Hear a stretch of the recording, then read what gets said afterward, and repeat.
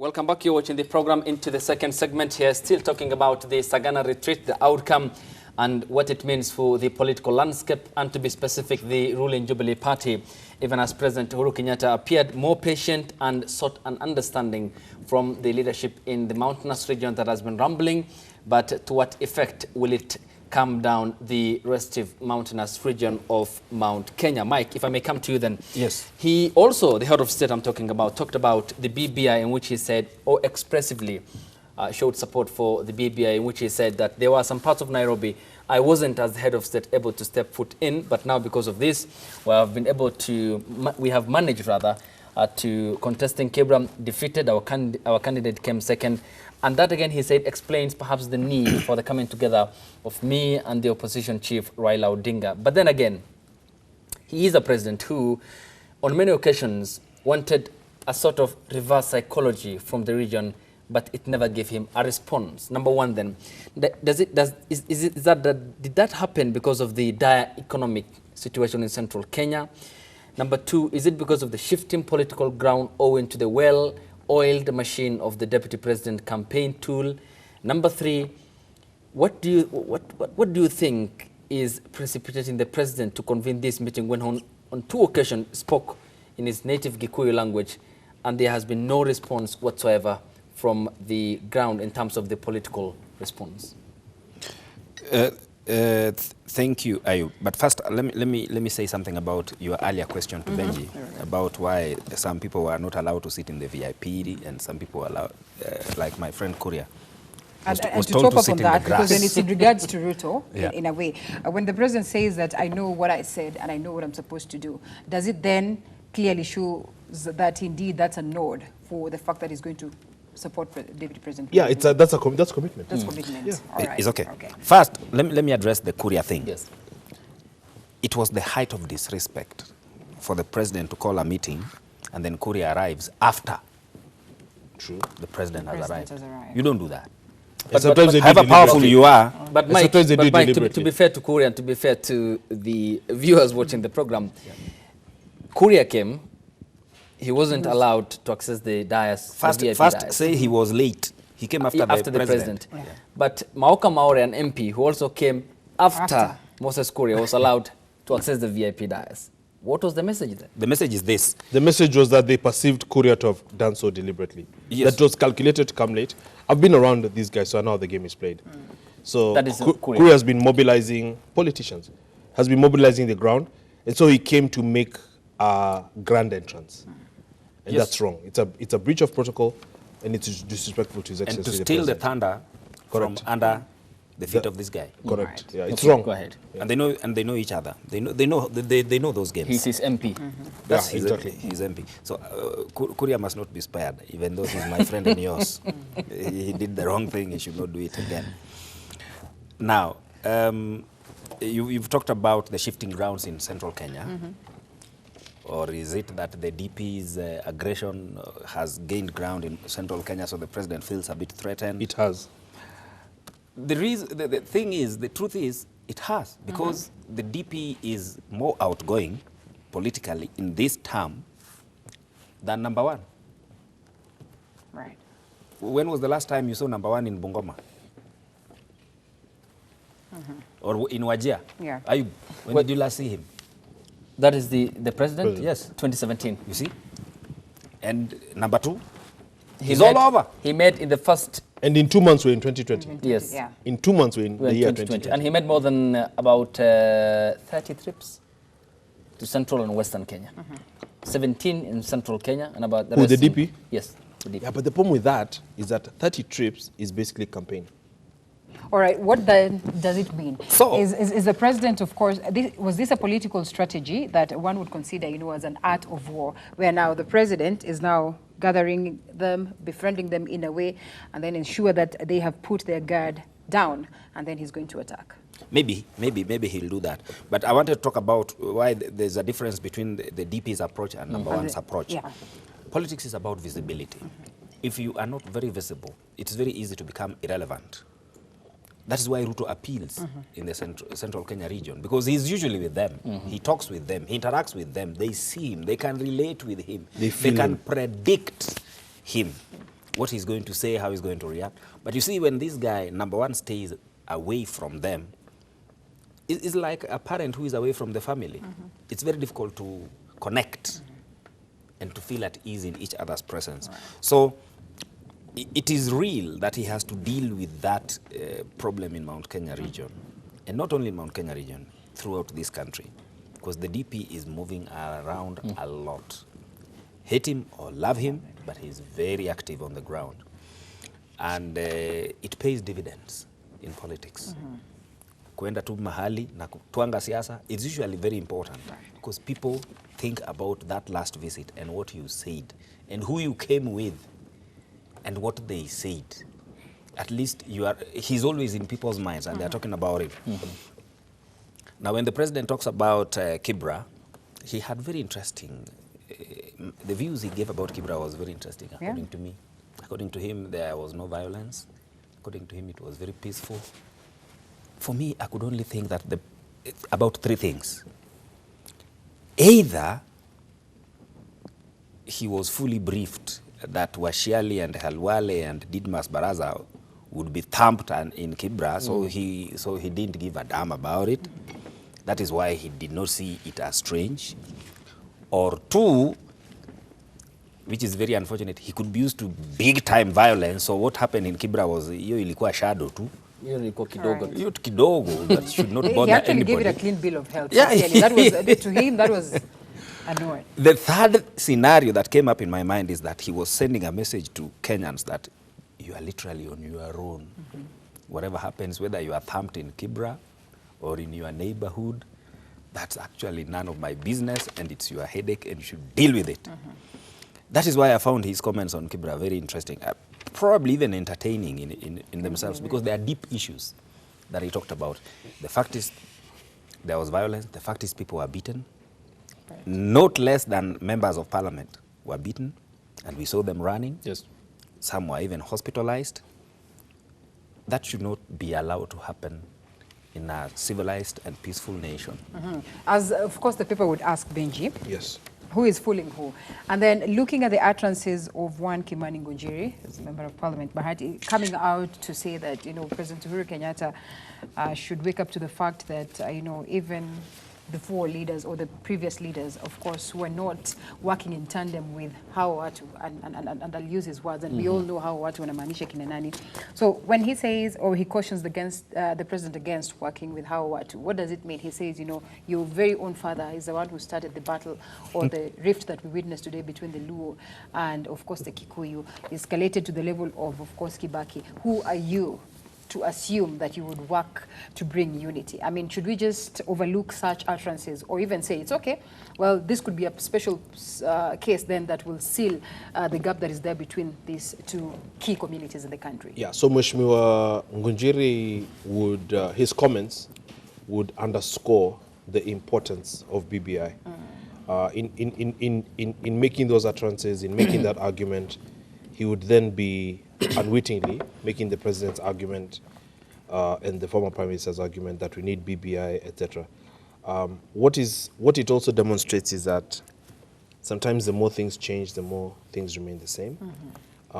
This is also the product of tribal identity in politics and mobilization of ethnic communities as an ideology or as a strategy in politics. That said, it also now raises the question, Ayub, on the role of, and I'm looking at commentary here by Khartoum Guyo, Daily Nation, page 14. Yes, if you can have that up on air, Mr. Director. On the role of the Cohesion Commission. NCIC. NCIC. Right. A working NCIC is actually supposed to do what BBI proposes to do. As far as ethnic, harmony, building bridges between communities and regions. And that's why I have often expressed that the problem with this country is not lack of leaders, is not lack of laws, is not lack of even constitutional ideology and what have you. The problem that we have is a refusal to implement the Constitution. Because all these things are actually in the Constitution. And I was coming to that point, which is equally important. A refusal to implement the Constitution. And then a finding, therefore, that we go the long road through Garissa to get to Lavington from Kilimani. Because these things are actually in the Constitution, both from an integrity perspective, from an accountability perspective. The things Kimani Ngunjiri is saying are unpalatable as far as defining Kenya and putting Kenya first. Because now he's talking as an ethnic Kikuyu. Right. And he's going back to painful wounds. Yes. Because, you know, Jomo Kenyatta jailed Jaramogi. So it's also contemptuous. But, and the other side will prey on this as a weapon to fight. And so one of the things that is coming out of even this article here by Ms. Guyo is how even BBI, if you look at the whole discussion and campaign and suspicion and the juxtaposing of dynasties versus hustlers or The people. ordinary, The common one. proletariat, is that how they call it? It's a hard word. Yeah, it's a hard one, I know. Tongue twister. It raises greater divisions and deeper divisions in the country. And so I wish that one of President Uhuru's legacies, having gotten there into power, would have just been, you know what, done it, let's implement this Constitution of Kenya. Katiba. And everything he does, let him just go back to it. Even for his own friends. Let him say, open chapter 6. They might say, oh, you, what about you? No, I'm the president now. Open chapter 6. This is the requirement. Step aside. Open cohesion. Not step aside. Go away. End of story. Would have had discipline in 2 years. And with it, performance. Linda, Okay, Mike, this... Okay, I want to talk about this Kimani fellow, Utterance. Ngunjiri. His utterances were fatalistic and defeatist. But my take is very simple. Kimani Ngunjiri is not a strange fellow. Kimani Ngunjiri is a manifestation of a disease that is prevalent across Africa. And that disease is called ethno-nationalism. Ethno-nationalism is an existential threat to the African state. It's only that sometimes we pour cold water on it. Even in Ethiopia now, there's a problem. It's huge. The Oromos who put Abiy Mohammed in power have certain grievances now that even Abiy is not sitting pretty. True or not true? And it is replicated in all these African countries, and we need to deal with it. Kimani Ngunjiri may not be that sophisticated to relate his utterances to what is happening elsewhere, but he's a local manifestation of that problem that is bedeviling the African state as we are talking. And the reason why I also know that he's not that sophisticated is the fact that something did not work then logically does not mean that it cannot work now. Right. Okay? That is simple reasoning. It might have failed then because of very many factors. The actors could have been different. The circumstances could have been different. The environment could have been different. Remember, Jaramogi and Jomo were living during the Cold War, when the world was literally polarized in the middle, pro-East, pro-West, and there was war all over. The Cubans were in the continent supporting one faction against the other. They were in Mozambique until the other day. They were in Angola until 1975. Those were different times. Now, Kimani Ngunjiri needs to realize that the Cold War is not there. The actors in the world stage are totally different. Their views are totally different. The leader of America, as we are talking, simply thinks of America first. Yes. And make America great again. And make America great. It doesn't care about you guys. You can make noise in Ukraine if you don't investigate Joe Biden. He can deal with you the way he wants. The world has changed. And people like Kimani have been left behind. They need to come to their realization that the world has changed. But then who is fooling who? As we wind up on this particular subject, I think it's important that we cross over to the other in what has been captured here. I mean, between the key figures. The key figures. The three key figures on the front page. No, I think Uhuru and Raila are genuine in their effort to bring the country together. So nobody's fooling the other, in my opinion. Is being fooled? And Ruto, let me just What tell does you. bringing the country together mean? Let me give you my view about Ruto. Right. Ruto has every right to fight for his political space. Because in politics, you must fight for your own space. 1 second, Linda. Nobody's going to hand it over to you. 1 second, Ayub. So let's hear. How will Uhuru and Raila bring the country together? First, they are the most polarizing characters in this country as we speak. And they said so on the steps of Harambee House when they did the handshake on 9th of March. Yes. They acknowledged. They said that they are the true picture of the divisions that bedevil this country. And it's true. Right. When they did their handshake, do we still see disruptions in the streets of Nairobi? So how are they, back to my question, how are they going to bring the country together? By choosing peace instead of war is very important. You need BBI to choose peace over war? What are the assurances? What are The assurances and the guarantees? Let me help you with the answer, because I know kind of what he needs to say but doesn't want to say. Are they going to work together by one being the president and co-prime minister of the other? You know, this... Because he said, I don't mind being the prime minister in 2022. That's what he said. I actually don't think he said it, because I know he doesn't want to be the prime minister. But we just want to expose some of these games that are ongoing. And the only good thing that I can say about this is, you know, Kenyans are gullible, but they are, to be honest, also waking up. They're waking up to the fact that there's a lot of manipulation going on here, that things have not changed in 50 years. Things, if we continue this way, will not change in another 50 years. I don't know that in a functional democracy, and you know, Michael is a policy person, so he should know this better than me.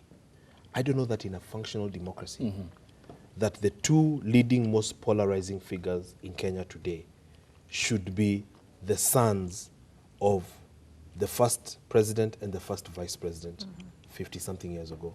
56 That's a fact years. of 56. life. That's a fact of life. And we have educated people in this country. We have a country with multi-party politics. We have a country with so many options. I don't know if we should be going down the path of let's be boxed in by sons of leaders from decades ago, or if we should take the path of looking for viable leaders and solutions that bedevil our country. But finally, let me also ask the policy person. It's fair to say that this debt problem that we have has been created by the current leaders. Are the current leaders going to undo the debt problem that they created? Just imagine, we talked about on this desk. No time. This is a policy man. On this desk, we talked about the fact that under Uhuru's presidency, we've borrowed more money than since independence to after Kibaki. That is the total of all the presidents. His father, Kenyatta Senior, Moi, and Kibaki, combined. So may I answer? May I? Yes. Yes, go ahead, please. Question one should be, what is the motivation, or what was the motivation for borrowing these loans? Why did we borrow them? To inject the economy. Did they achieve the purpose for which they were borrowed? No, hence the complaints. No, they haven't. If they haven't, if we do an audit report and realize that they did not achieve what they were meant to achieve, then how then can the same people who put us in that hole remove us from the same hole? That's what I'm asking you. It will not be possible. So what comes, and that has been my question, Yes. the assurances and the guarantees, besides the calm political environment in the country, that the coming together of Kenyatta and Odinga, and Kenyatta to be specific because he is the president, he's the state property and the head of the country, that is going to turn around his legacy, which appears tainted by allegations of corruption, incompetence, and patronage, more so the need for the turnaround of the current economic situation, which is on the abyss. He also talked about an audit. How are you going to audit when the auditor is a pariah? You know, a country, I heard you talking about a functional democracy, assuming that ours is one. we may have reservations about whether it is a functional democracy or not, but assuming that ours is one, when you have a functional democracy, then it means that you have institutions that work. And you have structures that you can rely upon to deliver results. So if you want to do an audit, there are institutions that can easily do that audit for you and deliver it. Problem is, if you don't allow those institutions to work, then they will not do that audit for you. If you do not allow the office of, for instance, of the Auditor General to do its work properly, if you do not allow the office of the Controller of Budget to do its work properly, if you do not allow Ayub, allegations are equally, allegations are, of corruption are equally within you know how you know we have a long way to go? Yeah.